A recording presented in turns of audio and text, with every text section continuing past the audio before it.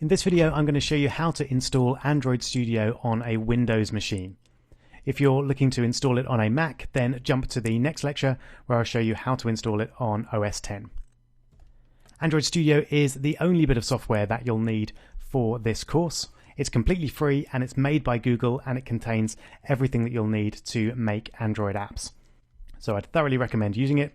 You can see a basic screenshot of what we're going to be looking at for most of the course, which is our project file structure on the left there, our code on the file that we're working on in the middle, and then some kind of preview on the right. We can also use emulators that are built into Android Studio to run our apps on virtual devices in our computers without having to actually use a real device, which makes life a lot easier. So as I say, it's everything that you need. I'd thoroughly recommend it. Let's just have a quick look at the system requirements. So make sure your computer meets those requirements or you may have some problems. You'll notice that the only bit of software that we need in advance is the Java Development Kit, or JDK version 7, which allows us to work with Java. So we'll be downloading that in a minute.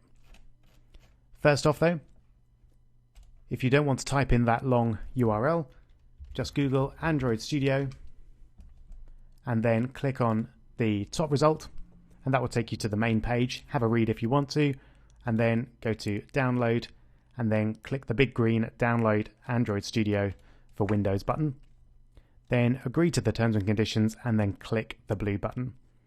It does take a while to download. It's over 1 gigabyte, so you may need to take a brief break while that downloads.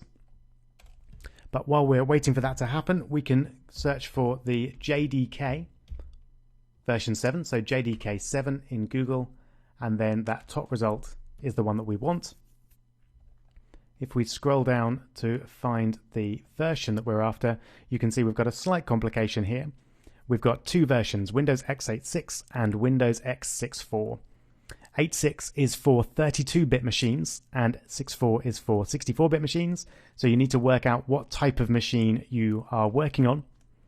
If you don't know, then just open a Windows Explorer window and right-click on this PC or my computer or something similar to that, and click Properties, and then under System Type it will either say 64-bit or 32-bit operating system.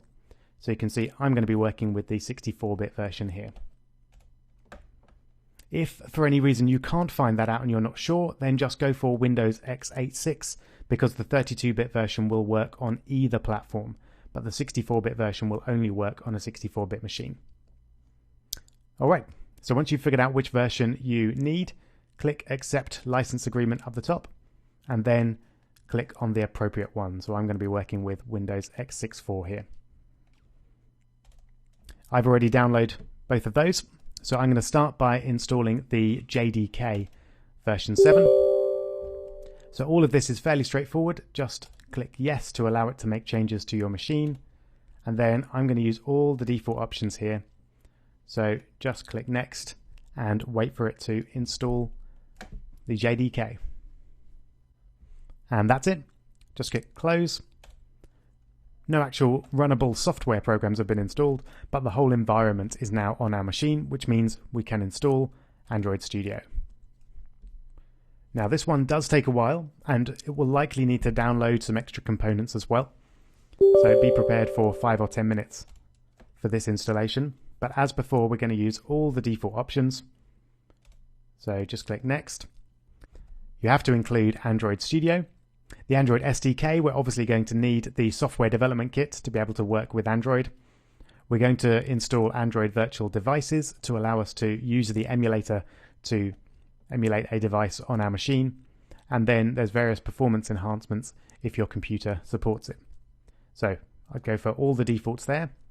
Click Next, and then agree to the license agreements, and then choose the install locations.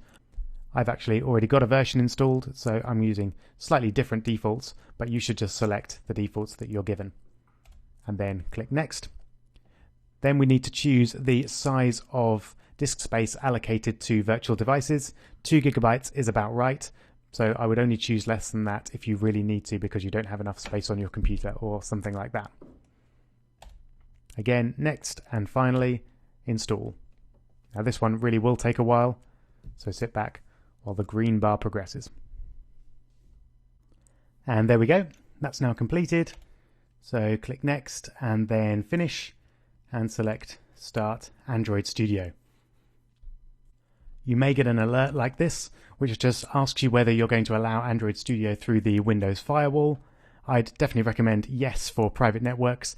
If you're going to be doing this course or developing apps in coffee shops or anything like that, you'll need to select public networks as well, but if not, then leave that blank, just for security reasons. So click Allow Access, and then select the UI theme. It's basically light or dark. I'm going to be using the light theme in the course, so probably select that one so that you're using the same look as I have. Then click Next and it will download the Android SDK build tools and various other bits of software that it needs as well. This might take a little while depending on your internet connection. And there we go. So click Finish, and then you've completed the installation of Android Studio.